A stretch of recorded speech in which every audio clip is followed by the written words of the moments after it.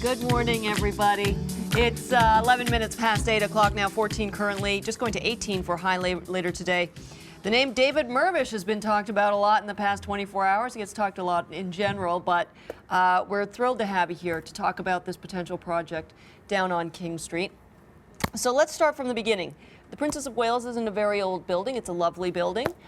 It would have to come down. Something brand new and enormous would take its place. Where did the idea start?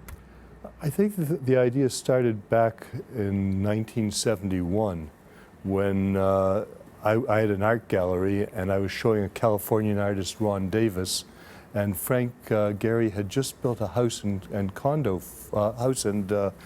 studio for him, and I did a dinner in Toronto and they both came to the dinner.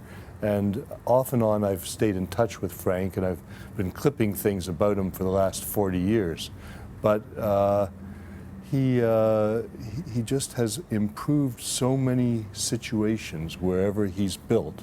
Now in Lower Manhattan, he's built 8 Spruce Street, and everyone wants to be next to him and near that building. And so I just felt that he had something to give, and if we didn't move quickly, he's 83. He's the youngest 83-year-old I know, and he and I both want to be kids again and just play. What do you think this is going to do for our city if it does come to fruition? And that's still a long way off. You're talking about, you know, vision and that we deserve something like this. A lot of people are wary of it because it looks quite unusual.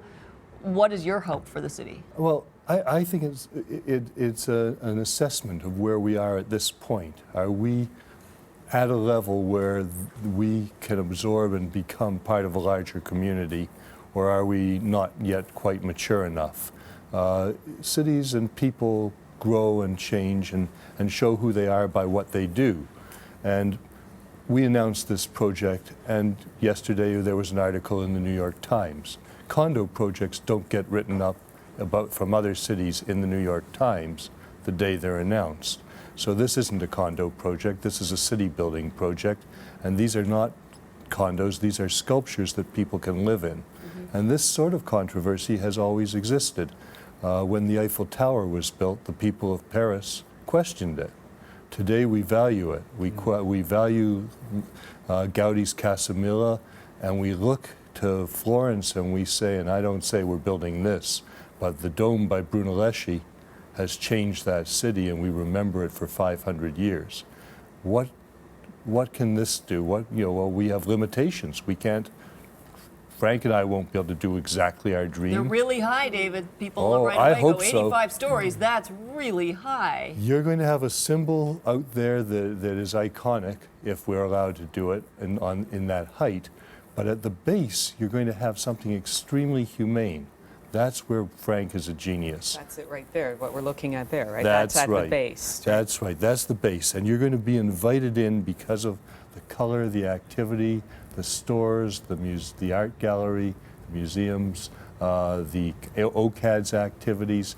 You're going to have a way to get from John Street, to get the traffic off John Street so that we can end up eventually with a pedestrian corridor that ends up being the cultural corridor between the art gallery and the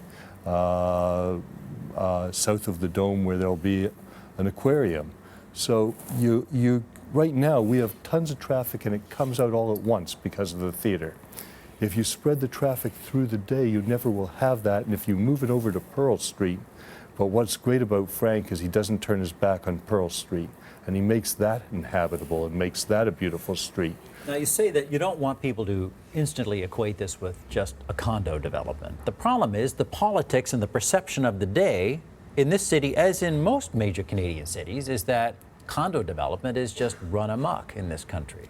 Well, we'll build the city we're capable of building. Whatever it is that we think we should have, I'm okay with it. Frank and I want to do something special. If it's allowed, great. Yeah. If it isn't, I'm making a living. I can do other things. But are you afraid he might back away from it if it gets modified or? Frank won't back off. No? Frank He says he will if you will. That's what. You hang in, he'll hang in. No, we're both tough old buzzards. And we're at the point now. I'm 68. If I don't do something now, I'm too late. Well, Frank Gehry was saying that you are trying to build a cultural center, and what will fuel it will be these 2 condo buildings. What do you say to Torontonians who feel that maybe it's the other way around, that you're trying to build condos and the cultural centers sort of just something to say, hey, you know, this is not just a condo project? Well, I never had any intention of giving the core of my collection to the city. I didn't have the intention of doing it because I couldn't see a way to sustain it or a way to pay for it without asking for help or without burying it inside of some public museum who would put it in the basement. So that wasn't interesting to me. This allows me to actually sustain it because this will give it ongoing funding in the condo fees. And so a part of it is that we will have a museum that nobody else has. What inspires me is the Phillips collection. I go and I see a room of Bonnard and a room of Arthur Dove, who's an American painter, and then a room of Rothko. I can give rooms of Jack Bush. I can give rooms of Morris Louis and Helen Frankenthaler and Frank Stella and Jules Olitsky. If people aren't familiar with those names, it kind of doesn't matter because it will be free. And so they can go acquaint themselves if they so choose. Yes, and they don't have to go, and that's exactly it. We want it to be free. But someday, we may acquaint those names with Monet and Manet and Degas and other people, because I actually believe there is a moment in the mid-20th century where abstract expressionism and color field parallels Impressionism and Post-Impressionism. And so if Toronto is that destination, the way that Chicago has 26 Monets, or the way that Boston has a great Impressionist collection, I think that changes the game internationally in the future. David, what about the historical architecture that will have to come down to make way for this? Well, take a look at it. Take a look at it. See what you're losing and see what you're gaining. So you say those are decisions to make. you say you're tough. Okay, so what have you thought so far about some of the pushback? We've had some streeters and general public people saying that they don't like the idea. What do you say about that? Look, people who are truly of the theater and understand what theater is about, theater isn't about buildings. I built this building and I can build another. That's not what it's about. It's your memory. Can you remember Maya Dionisio and how she made you cry when she took Kim's hand and walked off at the end of the show and she dies and loses her child and she walks off at the end of the first act?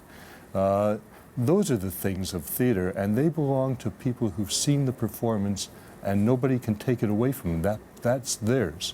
That's what theater's about. These are just boxes to show the theater in and tell our stories.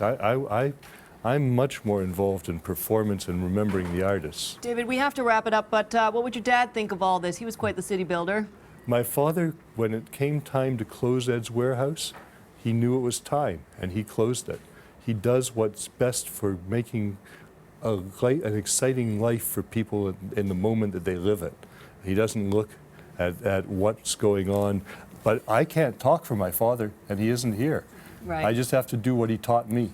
There you go. Well, you know what? Whether you're pro or con in this situation, it sure has started an interesting conversation. So thank you for that. Thank you. It's just about 20 minutes past 8 o'clock. You're watching The Morning Show. We'll be right back. That's going to be a great